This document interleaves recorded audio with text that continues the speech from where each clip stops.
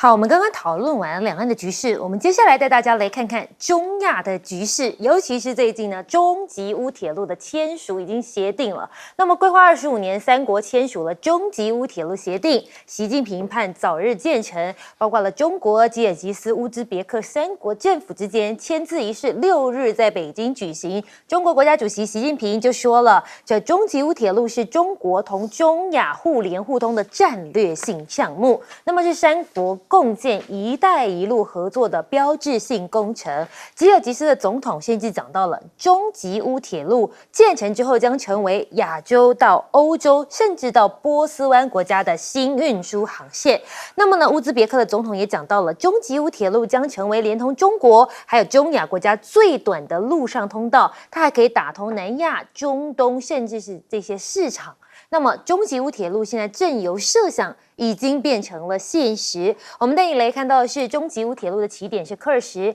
那么一旦建好，将有力把科尔什乃至于新疆打造成整个中亚、南亚围绕的区域经济中心、制造业中心、文化中心，甚至它的周边像是伊朗啦、巴勒斯坦、乌兹别克等等的人口加起来就超过了4亿。科尔什的未来这个区域呢是最繁华而且是最发达的国际大都会。透过这中吉乌直接跟中东来连接，另外呢还可以连接土耳其到欧洲，可以让中欧的班列缩短了900公里哦，时间是直接节省7到8天，等于省了1个礼拜的时间。从霍尔果斯阿拉山口的口岸进出的中欧班列，到新疆、重庆携手共建西部陆海新通道联运班列，铁路都是基础性的支撑。而我们带你看到是一带一路铺设的黄金通道，那么中欧班列累计已经突破了9万列了。那么中欧班列近日迎来新的里程碑，突破9万列。2011年开行至今，发送的货物超过870万标箱，货值3800亿美元，通达欧洲25个国家、223个城市。那么现在呢，在中国的国产首架 ARJ21 货机完成了首次的商业飞行，从新疆伊宁到乌兹别克。那么你可以看到呢，这个土耳其的外长访新疆，他有讲到了不支持、不参与利用民族议题的反宗。那么他讲到了新疆是中国跟中亚、土耳其等国家的合作窗口，土方在新疆问题上的立场是清晰而且坚定的，不支持、不参与利用民族问题进行的反中运动。而现在中吉乌铁路签署协定，沙国也部署要吸引中国的游客，像是国泰航空，我们带你看到的是将在今年10月28开通，从香港飞往沙国首都利雅得的直航航班，每周就有3班哦。而且呢，昨天已经举行了航线的签署仪式。沙国空中的互联联通计划行政总裁他直接这么说，他说，随着中沙关系的提升，那么接下来会是中国为未来亚洲区访客主要的增长来源，目标是2030年接待500万的中国游客。而现在沙烏地阿拉伯也将主办下一届的中国游客高峰会，那么呢，他们会在利雅得来举办，吸引超过120名中国旅游业者，包括了这旅行业者跟批发商。那么沙烏地阿拉伯也加入国际清算银行跟中国主导的央行数位货币项目。沙国的央行呢，他们先成为这个计划的全面参与者，朝着减少以美元进行的世界石油贸易又迈出了一步。而中国石化也将以10亿美元的价格为沙烏地阿拉伯的阿美公司建造天然气管道。中石化旗下的公司表示呢，这个公司跟沙烏地阿拉伯阿美签署了价值13亿美元的协议，那么采购跟建造管道，以扩大沙国天然气的分销网路。我们先来请教一下赖老师，你怎么看这个中吉乌铁路呢？这个是吉尔吉斯坦跟乌兹别克他们期盼很久的是。他们等了20几年，因为“一带一路”是从哈萨克开始，习近平到哈萨克演说的时候就开始推动这个“一带一路”，那走了4个年头，它的成果非常的丰硕尤其是中欧的班列开通以后特别是在疫情期间的时候，我们海运大受影响，台湾也有受到很大的影响，对，全球的海运都受影响的时候，就中欧班列非但没有受影响，还成为欧亚的最重要的桥梁。这个最重要的交通运输管道，让整个货运业让中国到欧洲的这整个沿线的国家的经济没有受到疫情的海运的影响，那么受到重创。非但没有受到重创，还因为这样蓬勃发展。所以大家已经看到这个中欧班列，就是这个“一带一路”的好处。那吉尔吉斯跟乌兹别克他们急到不行，可是过去是因为他们是俄罗斯的势力范围，俄罗斯根本不愿意中国大陆的力量进入中亚这个地区。那现在很明显的，俄罗斯在欧洲走不下去了，他一定要往亚洲看了。那整个往亚洲看的时候，他对中国的在他最惨的时候，中国没有落井下石，所以我觉得已经建立起彼此非常高度的信任。特别是习近平10年的外交努力，因为他第一个访问国就是到这个俄罗斯，跟普丁建立起来的相互的信任这样的一个长达10年的相互信任，我觉得对普丁来讲的话，他已经确定中国不会趁俄罗斯之危然后去例如说把我们的东北的江东六四屯拿回来，海参崴拿回来，甚至利用俄罗斯不行的时候，把中亚整个吃下来都没有。那这样的情形，我觉得俄国普丁他对中国的信任，他就开放了就开了绿灯了。开了绿灯，当然吉尔吉斯跟乌兹别克开心到不行嘛。所以在经过重新勘测，经过重新规划，那因为车速要更快，而且轨道要同宽因为这是标准轨，中国要连通整个欧亚大陆要走的是标准轨，那你的很多的东西都要重新翻修，重新打造。我想在昨天的开通，这个是大事。为什么呢？因为这是从中国的另外一条线，那么进入中亚，然后中亚的时候再进入西亚。它要不就是连通土库曼，要不就是接哈萨克，从亚塞拜然那边进去。所以走到这里的时候，以后的伊朗，它的油跟天然气可能就循着中吉乌铁路，那么进入中国。那这样的话，它就不用再被美国所封锁的危险了。这样子对伊朗的原油的输送来讲，或是天然气的输送就更加的稳定，这是第一步，会改变整个中东地区的一个政治格局。另外一步是在哪里呢？就是土耳其它越来越着急了，因为如果说这条线不经过土耳其，是走北线的话，土耳其原本是欧亚的桥梁，它因为经过欧亚的桥梁，它所赚来的很多的这种货运的转运费等等的巨大的利益，可能就会失去。所以你看，土耳其的外长在过去是亲欧的，跟美国是靠在一起的，马上转变态度了。那到中国来访问的时候，就已经承诺了，他们不会支持、不会资助维吾尔他们的这些恐怖主义的活动。这一步来得不容易，对，特别是因为土耳其是最后一个穆斯林的国家，他不再跟欧美站队。那这样的话，欧美尤其是美国人所炮制的新疆问题就被狠狠的打脸了。因为所有的穆斯林的国家，包括阿拉伯的22国，包括以什叶派为主的这些这个穆斯林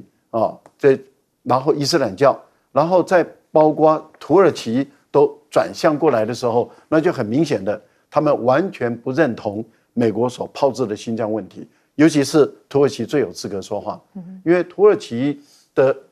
民族跟维吾尔族是比较接近的。而他都认为中国大陆没有这个问题啊，那你美国在炮制新疆问题的时候，你在欧洲就站不住脚了。我觉得这一步真的是很重要的一步。好，那我们请教一下姚老师，你又是怎么看呢？中吉乌铁路它其实1997年的时候，三方就签了一个备忘录，你看距离现在多久了？不过有25年以上的这个时间了，对不对？那都没有办法推行，那现在终于开始要往前推。早期他是说是因为财务问题、贷款问题，但我们都知道它是政治问题，也就是俄罗斯这边其实不太愿意中国大陆跟中亚之间的这个关系过于密切，因为中亚过去都是俄罗斯苏联的共和国，到现在为止，它国内的官方语言也是讲俄语居多。可是呢，这样子的一个20多年的这个发展。中吉乌铁路其实也就是接下来未来的中欧班列的南线中欧班列在去年因为红海的问题爆满，大概来到了1.7万列1.7万列，你这没有听错190万货柜，就一年。它当然有中线、东线，然后从中国大陆这边然后呢，这个有经过俄罗斯，有经过哈萨克的，但是呢，没有到这个就是吉尔吉斯跟乌兹别克。吉尔吉斯700万人口，不多，大概这个叫瑞士的，就所谓的中亚瑞士。重点是乌兹别克，它有3600万人，而且它叫4金之国，黄金、白金、乌金、蓝金。那就黄金、白金是指棉花，乌金是指油，蓝金是指天然气，所以它这方面的能源储藏也是有。那因此对中亚而言，中国跟中亚之间的关系会更加的密切。不要忘记有个上海合作组织，彼此已经更加的这个巩固。那第二个因素呢，就是是不是由这个铁路将来会它的未来性会通到德黑兰、伊朗，会通到这个就是土耳其。那就完全不一样。特别如果到德黑兰、到伊朗，那整个中国的原油的输出的这种战略的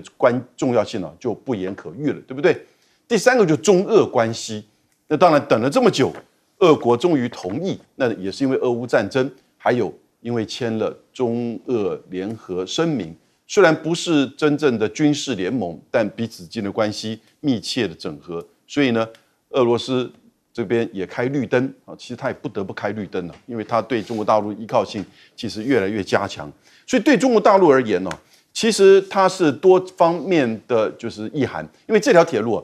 大概530公里吧，一半在大陆嘛，一半是在这2个国家，那实际上到乌兹别克只有50公里啊，所以我觉得它真正就是说中国班列的未来性很重要。至于土耳其大家要知道，前2天其实王毅才去这个造访土耳其，所以也就谈到了“一带一路”啊。这个过程当中，土耳其对“一带一路”其实是爱恨交织哦，其实有时候抗拒，有时候接受。那他现在就提出一个概念，王毅提出概念叫“中间走廊”，就非常符合土耳其的地缘的位置，因为土耳其争取了30多年，想要加入欧盟，那这些国家，西欧的这个国家的天主教、基督教为主的，就不愿意接受穆斯林国家。讲了很多问题，他现在就说火了，干脆我要争取加入到这个所谓的金砖组织。然后呢，王毅来访，中间走廊，那中吉乌铁路未来是不是有可能进入到土耳其？这都有可能的，因为你这样一个500多公里铁路，以现在中国大陆这个做铁路的基建能力，因为它还不是高铁那我想应该是一个很简单的一件事情。我想基本上大概2年之内可能就会完成，所以它所带来的经济战略以及整个区域政治经济的这个改变会是重大的。好，我们问一下董哥，有没有发现最近沙国好像积极来跟中国大陆做合作？其实我们知道沙特阿拉伯这几年的改变它非常大，就是石油过去美国拉拢它当然是石油，那现在终于人民币可以交易。那过去美国那时候会大是大在哪里？大在掌控全世界的油是用美金交易嘛，大家都很清楚。所以当这种转变，它其实由来已久了。美国过去在这边操控了非常多的中东的一些国家。那中东我们知道，它真正强的国家，当然就是包括武力或者经济实力最强的，当然是沙特阿拉伯那伊朗是武力很强大这几个国家。那当然，有的国家是很富有，但是它的军事武力未必强大。阿拉伯可以讲说是这里的等于说是龙头可以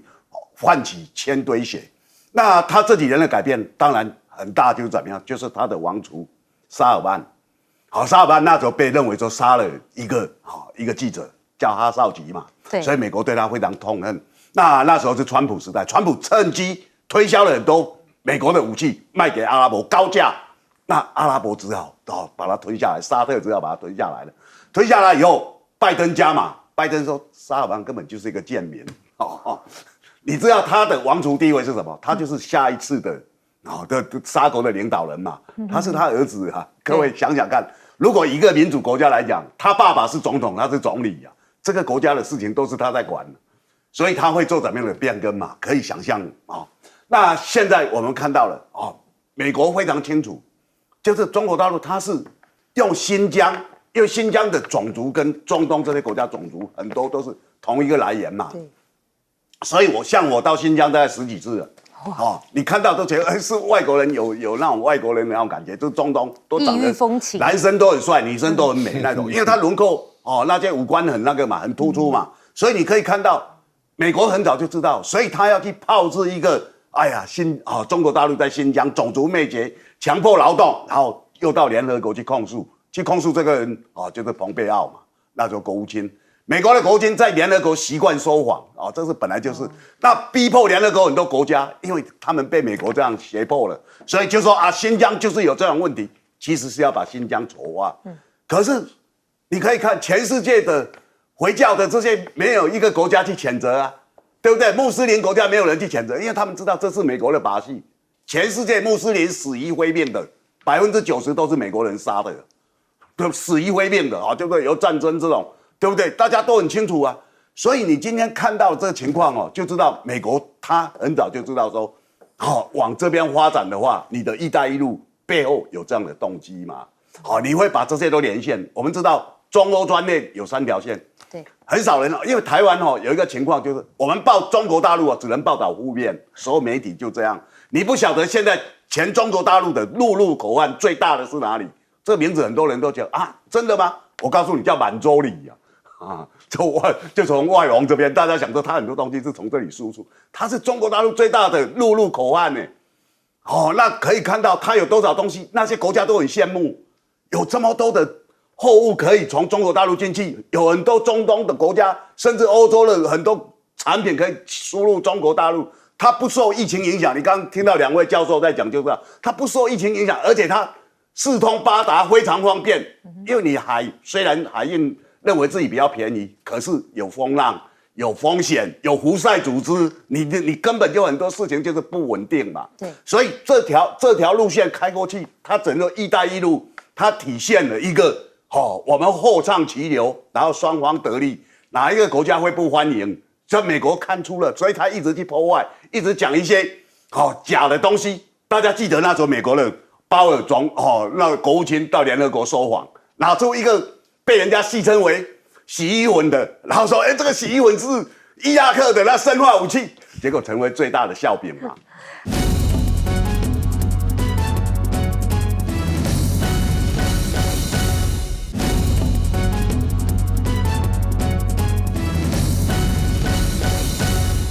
好，我们接下来呢看完了这东亚的局势，我们要带大家来看中亚的局势，我们要带大家来看看东亚。尤其是最近的日本狂卖美债拉抬日元了吗？日本可能呢通过出售美债为创纪录的日元干预行动提供资金。日本政府可能透过出售包括美债在内的证券，筹集了近期创纪录的汇市干预资金。5月日本持有的外国证券减少了504亿美元。过去的1个月里呢，日本政府砸了627亿美元。那么入市拉抬日元的汇价，现在是不是日元狂贬？他们政府看不下去了。专家说，日本的央行将更鹰派，迫切提高利率。美国联邦债务改善无望。那么现在呢，这个美债难有好行情。那么高阶主管就说了，美国的财政现在前景严峻，债务将持续增加，将会令美国长天期的公债的殖利率保持在高点。那么现在中国跟巴西签下了一个咖啡大单，我们带你看到的是巴西副总统访中签备忘录大幅增加了咖啡的出口。你可以看到这一回呢，光是一家公司就签了5亿美元推广巴西咖啡的谅解备忘录，足以见得这个量有多大。因为他们过去1年才2亿美元，这一回一间公司就签了5亿这么多。那么中俄是不是现在借古巴敲开正对美的大门呢？王毅会见古巴外长说，坚决反对美国对古巴无理的封锁。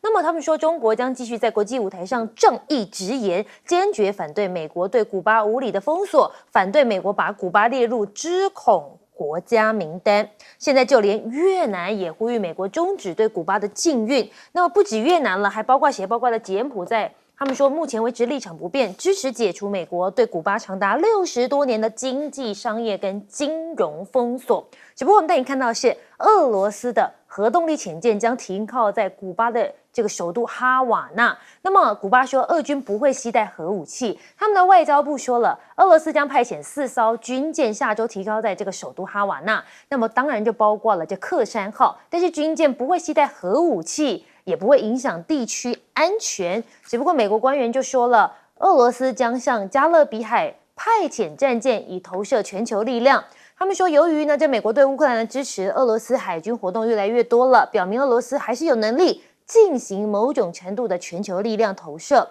普京就说了，打算向他国供应武器的来攻击西方。普京批评西方向乌克兰提供远程的武器，也警告不排除动用核武而且可能跟其他国家提供远程武器攻击西方目标。那么，俄中将持续呢进行军事等联合演习，有军事技术合作领域有东西提供给中国。那现在美国总统拜登就赶快改口了，说乌克兰不可以用美国援助的武器去攻击莫斯科。布林肯上周证实，拜登已经批准了俄罗斯乌克兰使用美元武器来攻击俄罗斯境内的目标。但拜登接受专访的时候又说，美国的武器不会被用来打击莫斯科或者是克里姆林宫。到底在讲什么？我们先请教一下这个杨老师，您怎么看呢？最近的日本，日本的的确确现在开始在做正确的事情哈。以前他的的确确受到美国的 QE 就是量化宽松啊，还有整个就是美元的货币的汇率的调整，他其实是受害者哦，因此他的汇率不断的变。那当然我们台湾人是很高兴了哦，那到日本去现在变得就是说变得很便宜哈。那有些人都想要说现在赶快多买一点，是不是？对，所以这个东西就很难讲。不过我觉得大概接下来。目前在150到155，接下来会不会到年底？大家都预测会到144跟140之间啊，这是有可能的。还会再跌。我要谈的是古巴哈，我觉得你现在就证明一个事情：经济制裁是没有用的。从1960年开始到现在，长达64年的对美国对古巴的经济制裁，而且是全面性的。它不只是对古巴，所有对古巴做生意的外国企业，你要在美国做生意的话，你也不行，被制裁。就像孟晚舟就跟伊朗做生意，被软禁了1000多天，对不对？就对古巴是一样，古巴的人民的生活、经济的发展，是的的确确受到严重的冲击，因为别的国家不敢去帮助他，民间企业不敢去帮助他，政府也不敢，因为你这对这个老大哥直接的挑衅嘛。是不是？所以呢，可是从1992年开始，每一年的联合国大会都通过决议案，要求美国撤销经济制裁，没有用。你美国的这个棒球大联盟哪一队没有多少古巴球员？是不是？你逼着古巴只好一天到晚去练棒球，因为经济完全不行。然后呢，去做全世界只剩下最多的这些中古车、古董车在古巴，就完全不人道，已经没有那个理由存在。那现在就是说，这个俄罗斯，也就是说，你如果要透过经济制裁要别的国家对你做政治上的屈服，人家64年坚持在那边没有用，是不是？但是你就会害到人民百姓，完全没有人道的这种精神的考虑。那俄罗斯的军舰呢？其实这不是第一次，我查了一下，大概从08年开始，冷战之后啊，08年是俄罗斯军舰第一次就到古巴去，那个时候有3艘，主要是这个驱逐舰。去年也有去1艘是训练舰，可今年这4艘不一样。今年是4艘，主要这个克山号是核动力潜舰，这完全意义的不一样。对，虽然他说他不带核弹，我不太相信了，核动力潜舰不带核弹，对不对？但是呢，不管怎么样，它的一种就是说制衡的因素，尤其在俄乌战争之后的这个制衡的这个效应呢，非常的明显。美国应该看得懂，因为最近俄罗斯的总统普丁就说。如果你可以给乌克兰武器打我俄罗斯，那我也可以给武器给别的国家打你美军呢，你懂吗？现在开始已经在做这种暗示了。好，我们休息一下，广告之后回来带您继续讨论。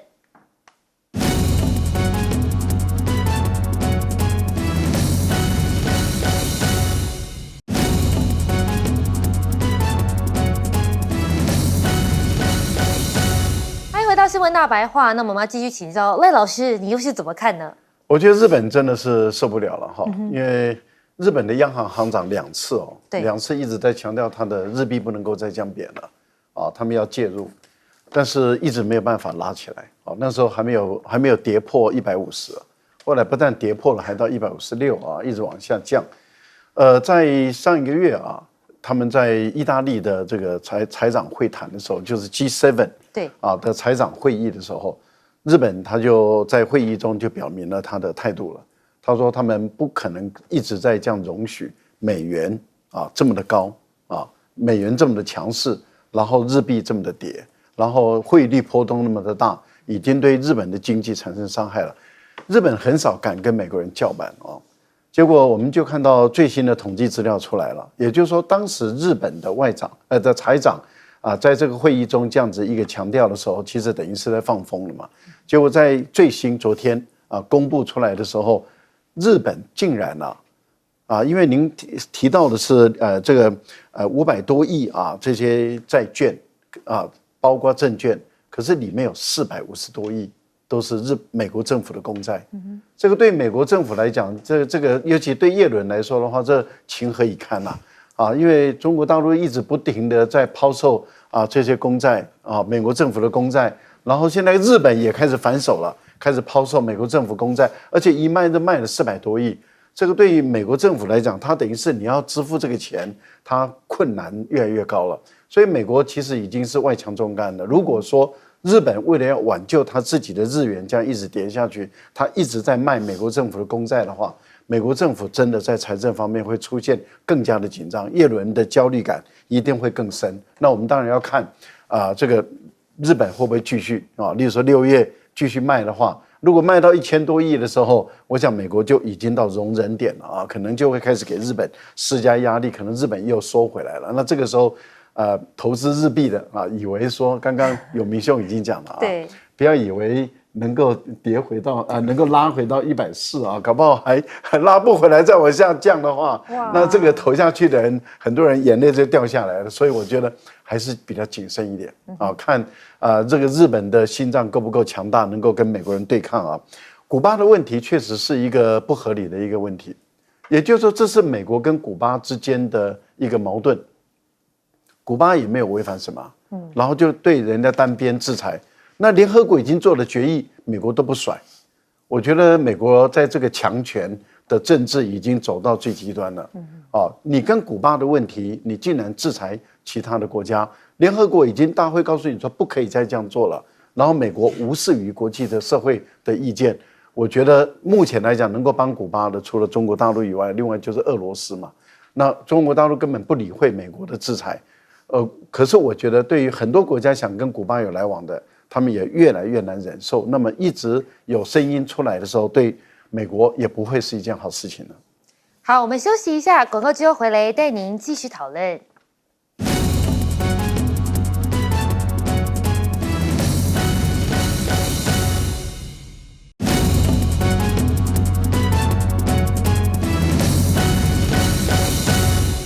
董哥，你怎么看这俄罗斯总统普京？其实你可以看到普京他最近讲的话就是，你如果开放你们各国北这些国家的武器来打我的话，我的武器就可以给其他国家来攻击你。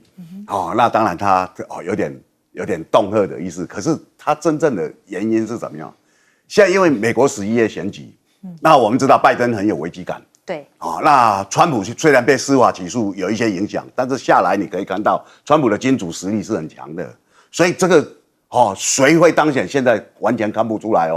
过去我们会觉得说应该是川普，因为川普那时候。欢迎持续锁定新闻大白话，我是韦佳琪。那么这节也要一样带您从国内政治讨论到国际局势。那么加入我们的来宾，包括有资深媒体人董自生董大哥午安，是大家好，还有我们的国际政治专家赖岳乾赖老师午安。主持人好，观众朋友大家好，以及我们的文化大学讲座教授，那么杨永明杨教授午安。佳琪好，大家好。好，我们今天要带大家来看看，我们先从国内政治来看看。这个退将俞北辰称内斗内行，结果现在被黄毅丙酸，退伍很快就学会了给人家扣红帽子。前陆军副司令黄毅丙写了一封公开信，劝这个退将俞北辰不要背叛母校教你的信仰跟价值观。他说母校从来没有教育他们去反对中国或是仇视中国。提及这俞北辰背离校训的言行呢，他们说令人汗流浃背，实为惊骇。退伍很快就学会了给人戴红帽子的本事，被学长这样子骂说背离校训。于北辰说：“怎么没看到你批评别人？”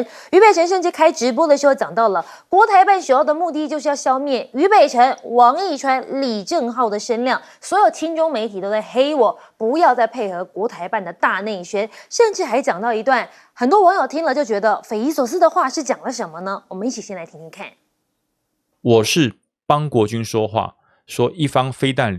拦不住，我就3发。好，没有错，我承认我的数学差，我的统计学差，那又怎么样？这样子有闹笑话吗？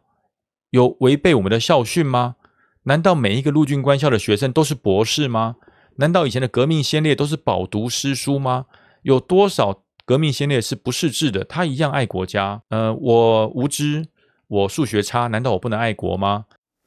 好，他讲到了统计学跟数学为什么会引发争议，我们就带大家来看看为什么会这样说。他说自己上节目的时候，有时候讲话讲太快，比如说啦，这个飞弹一发，你可以拦截率大概70%，所以他说一发不够就3发，3发可以210%，210%就可以让台湾安全，觉得很好笑吗？我是在帮国军说话呢，然后一发飞弹拦不住，那就3发。那么承认数学统计学差，这样子有闹笑话吗？他认为他这样子就不爱国吗？还反问网友。当然，网友就引发了很多讨论嘛。这个数学真的是有一点点太不好了。那么现在呢，你可以看到于北辰的解放军迷路言论，现在也在网络上发酵。他说呢，你到了台北，你进来要怎么样进去？我告诉你，你就会迷路了。那么主持人就说，对你一定会迷路。怎么会迷路？他说，你看我到新北市都会迷路了，你一个大陆人来台湾都不会迷路吗？他说，对啦，很容易迷，我到新北也会迷路，你一定会迷路。你看看，你从台北港八里到三重进来，要往中苏走，我跟你讲。超难，你 Google 一定连不上。他说还巷战呢，想太美，我会把你屏蔽住。那么于北辰直播的时候说，如果没有 GPS 把你丢到台中市，你不会迷路吗？中国有台湾最新的地图吗？台湾的路1个礼拜会变几次？那么有人就讲到了，中国呢用北斗系统，当然台湾不容易接收，你一定会迷路。可是呢，网友就说了，可是卫星不是全球覆盖吗？要知道台湾路怎么走。会很难吗？那观光客进来不就是手机打开就知道台湾要怎么走了吗？那么现在国防部长辜立雄被问到了第1集，他说没有第1集，只有自卫权的行使。他说共军攻击国军在航机舰设施，或者是共军攻击台湾本岛外离岛，没有经过许可进入12里的领空领海，就可以下令国军行使自卫权，并且依照比例进行自卫反击。那么现在网友就在讨论了，只剩12海里了，你再过不久，你还要剩什么？又是一个新的名词解释。还有网友就说了，不愧是法律人，法律人讲话就是猛。那么媒体就追问这第1集的定义，他强调自卫权，而且还说这部分不宜对外公开哦。国防部视威胁程度和比例性来自于行使这个自卫的权利。那么这个相关的处置规定都在突发状况里，他是怎么讲的呢？一起来听听看。我昨天已经有讲过了，可能是比较法律的用语，可能大家不太能够理解。我们已经说明，就是说这个我们视威胁的程度来比例性的来行使我们自卫的权利。那相关的这些处置的规定呢，都在我们突发状况处置规定里面都有做过一个完整的律定。但是这个部分，我想我不宜对外来公开泄露。好，我们听到他讲完了之后，有人就说是不是在暗算大家？讲了，反正你也听不懂。但是现在我们要带大家来看到一个讯息，五眼联盟是不是在示警？大陆呢重金遭西方捍卫战士注解，解放军可能会增加这个冲突的风险。五眼联盟警告了，解放军正在积极的招募西方退役的军事飞行员，以训练中共的空军和飞行。西方的军人训练中共的军队，会降低我们的威慑能力，从而增加我们未来冲突的风险。我们要先来问一下董哥，你怎么看这个于北辰？于北辰这个人其实不值得评论我老实讲，那他们最近声势会高是因为中国大陆说要制裁五个名嘴那里面有3个就是于北辰、王一川对还有李正浩对，所以他们3个其实在我们这个圈子里面，大家都不会把它当作他们的发言是很正式或怎么样如果在立法院，他们就是3宝了我可以这样讲。因为都会有一些言论很奇奇怪怪，对，那里面变化最大其实是王一川王一山最近绰号叫王羲之嘛，当然大家都为什么会这样？对，膝盖都知道。对，就你讲那些东西啊，这个膝盖都知道，就无根无据，然后最后没办法解答，就说，卡头有心嘛知我咱台湾话是安尼讲嘛，对不对？对。所以它现在变成一个笑柄。可是你知道，在我们这个评论圈里面，这几年已经的妖风四起啊，可以这样讲，就是说，你只要在里面插科打诨，讲一些让大家觉得开心、很酷手，不管是假的或真的，那里面一个目标，你只要能够去揶揄、消遣、丑化中国大陆，大家听了都很开心，就会这样。在台湾一个奇奇怪怪的现象，你讲东西是假的，譬如说王一江最有名说，中国大陆高铁根本没有靠背，那个时速300公里，可能没有靠背吗？你用想就知道嘛，对不对？那是不是每个乘客都要被绑在上面？要不然你怎么往后仰就死了，对不对？这个是一个常识，可是他讲大家听了就很开心啊，就这样。那他们现在就变本加厉，因为他们的观众喜欢听这个，这个观众在台湾只要有10%、20%就好了，收视率就颇高了，所以现在台湾就变成这样。那这批人里面很多年轻人，这些年轻人他只要好玩就好。所以变成以北辰这些人以北辰们就开始流行了。他们讲一些东西，你听了觉得不可思议、违反常识，可是好玩嘛。我讲就是好玩。那这样的现象其实在台湾越来越严重。那大家要把它想想看，年轻人他有选票过去柯文哲其实很大的影响力，就是扮演在里面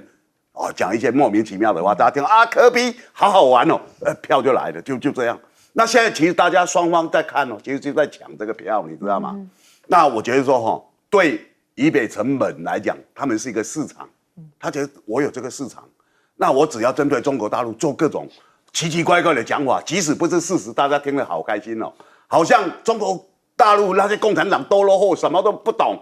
什么都很退步就这样，但其实不是事实啊。就是说，如果你可以看到美国。他们如何去正视中国大陆？要采取各种方式去围堵它。好，那大家讲顾立雄讲这个什么第一集，这个是不是重新定义？没有，顾立雄是美国人要求赖清德要用的接续蔡英文，因为蔡英文那8年他们对顾立雄很放心，所以你就是我安排的人。那他讲这个话是要给美国人听，也要给他的台独的支持者听。这些人听了就觉得哇，只要进入12里我们就打。好，那我们就来看我跟你保证，连动手都不敢动手，一定是的啊。我告诉你邱国正也曾经被问过说第一集，那他后来发现很多人的解读，讲他好像第一集就要开打，他赶快出来解释。邱国正正式的解释是怎么样？他说不要误会，我们不会蛮干，那我们的军队他其实我们第一个要辨识，第二个要警告，然后我们才有一个接战的一个程序。这个程序就是你要往上面报，你这个炮弹要不要打出去啊？所以他其实有一个程序。他说当初会有一个这样的背景是怎么样？因为有一架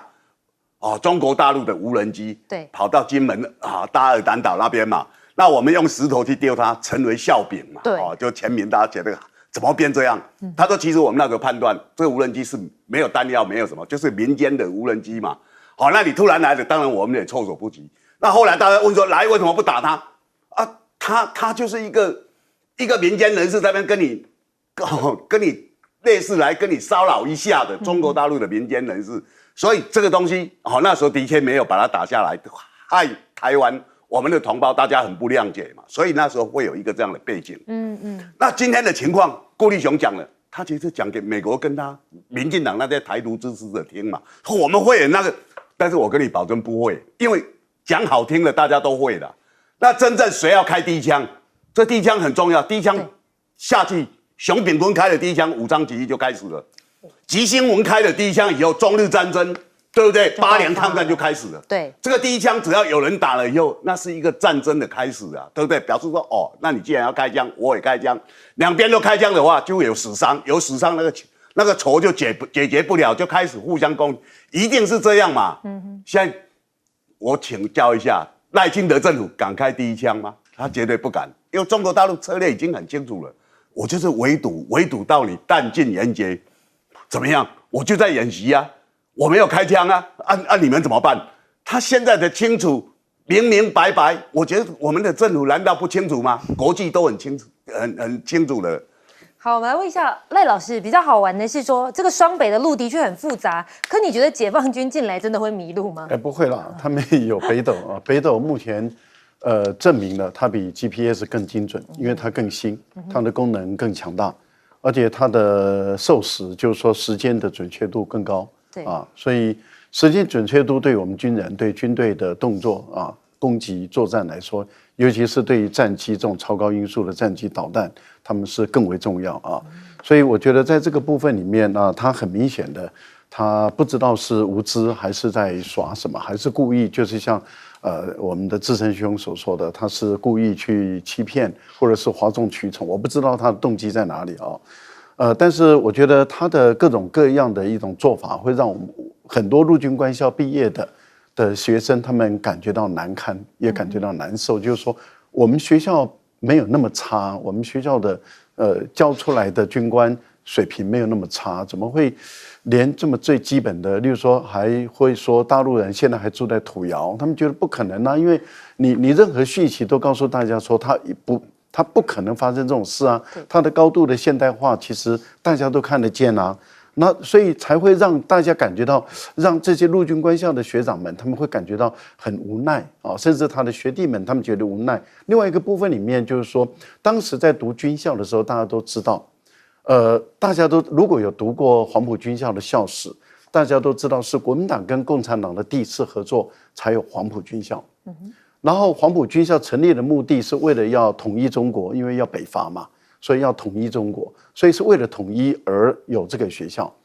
然后第二次的合作是为了要把外侮日本人打败，把他赶出去，而且要光复台湾。所以我们中国是要统一的。所以两次的合作都是为了要统一，而且我们都是中国人啊。所以我觉得在整个校史讲得很明白，都是我们是中国人。可是现在民进党是摆明了就是主张我们不是中国人。我们是南岛语族人，然后我们不属于中国，然后所以他要背叛我们中国的这样的一个这个祖宗啊，我们的那这个跟黄埔军校的理念是完全背道而驰的。所以在过去黄埔军校的毕业生，他们是要反台独的，因为这些人是背祖忘宗，所以要反台独。那怎么这样的一个毕业生，他却跟台独的合流？然后却说他爱国，他爱台湾独立这个国，这个坦白说已经是离开这个校训离开太远了，离开黄埔军校跟陆军官校三军四校成立以来，这个离开太远了，所以这个是会让很多的学长们，他的知识就不管了，他的常识也不管了，他的学术水平也就不管了，但是连这个最基本的一个认同都出现这么大的问题。他们就无法忍耐了。我想这个是一个最大的一个差异，就是说会使这么多的陆军官校的学长学弟们，他们感觉到说，我实在是觉得很不堪了，是因为连自己是中国人都背叛了，而去认主，而且去认贼作父，只是为了一个官位，为了一个这么小的一个民意代表。坦白说，4亿元真的是很小了。这么小的民意代表都可以把一个价值都可以丢掉，这个是让他们的学长们也觉得很难受了，这样的一个情形。我个人觉得悬崖勒马吧，可以了吧？好，我们来请教一下杨老师，你怎么看？这顾立雄讲到这第一集哦，好像感觉给人家讲的说，反正我讲了你也听不懂的那种感觉，你怎么看呢？我听懂了，而且我听得还蛮懂的，因为我过去我一直还是这方面的专业，我写过一本叫《国际安全与国际法》的书哈。我觉得顾立雄讲这个话还是需要的。其实2022年邱国正在做这个国防部长的时候，就有开始在定义，因为两岸的情势跟过去不一样的。中国大陆的不管是海警船或者是飞机，现在无人机，未来可能会有无人船。已经在金门、马祖，甚至我们台湾这边的这些，就是越来越接近哦。那将来会不会执法？而这个接近的程度，是不是把它视为一个，就是说对我们的这个领土的侵犯？因此，是不是可以采取自卫反击？哦，那顾立雄说，第一点哈，我觉得他说没有我们没有第一级，这一点其实大家了解哦。他的意思就是说，我们不会主动攻击，我们不会主动攻击。那这个如果要更清楚的把它讲出来，也就是说，在两岸之间台湾这个国军是不会主动攻击那这个是一个没有第一级的概念，我帮他做澄清。第二个，他谈到12海里领海领空，所以也就是说，这个特别就讲台湾了，因为金门马祖没有这样子个概念，因为金门马祖是跟大陆的领海基线内部的水域完全重叠那这个怎么去定义？这还少了这一块的定义少了这块定义。他这个从2022到这2天他讲的话，他讲的其实是台湾，是澎湖，12领空领海，但是呢，他有一个问题。我希望国防部人能够听到，他说，任何飞航实体未经许可进入我12海里的领空领海的时候呢，就是共军的第一级。当然，共军的第一级也是攻击我的航战基建设施以及本外离岛，也叫做共军的第一级，就共军对我采取主动的攻击的第一级。那这个时候这个飞航实体那是2022年他们是针对无人机的情况的时候去谈到问题。现在在整个灰色的这个地带里面，很多大陆的海警船或相关的船只越来越接近，在演习的时候一度接近到20海里。它如果进到12海里，就已经不是所谓只是单纯的飞航实体，应该飞航与船舰实体未经许可进入我12海里的领空跟领海这点是要帮他补充的。第3点这个就是说所谓我讲的第3点就是飞航实体。第4点就是那他又谈到了。这个第一级也就是会针对，也就是你进入到我12海里了，我会针对你对我的威胁程度和比例的自卫反击这都联合国宪章相关的规定都有。可是什么叫视威胁程度和比例的？第一级是不是就第一枪？我们现在说你没有第一级，我就放弃主动攻击，但你会不会开第一枪？这个概念不一样它可能飞进来，无人机飞进来，飞机飞进来，船舰进来我12海里领海领空，但没有做任何的攻击就飞进来然后呢，也许它绕回去，也许它穿过去。你如果开枪，照你的定义，照原来2022年的定义，其实是进入这个范围，这种距离范围他就开枪，因为他认为这是自卫。可是你开第一枪，顾立雄稍微有一点保留，修正了。他说要视威胁程度和比例的，所以他如果进来，这个到此一游，穿过去，然后呢，但当然没有得到你的同意，也就距离概念现在加上一个威胁程度以及和比例的反击，这个是正确的。也就是说，你要不要开那个第一枪？因为你知道法律上是法律上的概念，战场上是战场上不同的情势，那法律上跟战场上都会有两岸关系上的影响。你一旦开第一枪，就算是在12海里范围之内，但如果他没有具有威胁性的这种动作的时候，他就马上把你解读为你对我的攻击，因为大陆会觉得整个台湾都是他的领土嘛，哪有什么12海里，所以这个时候就当然这个会牵扯到实际上战场接触的突发状况的处置规定，这很复杂，但是呢，这是将来灰色地带必须要面对，而国军呢必须要很清楚的这样一个相关的因应，否则让战场的指挥官很难去做第一时间的判断。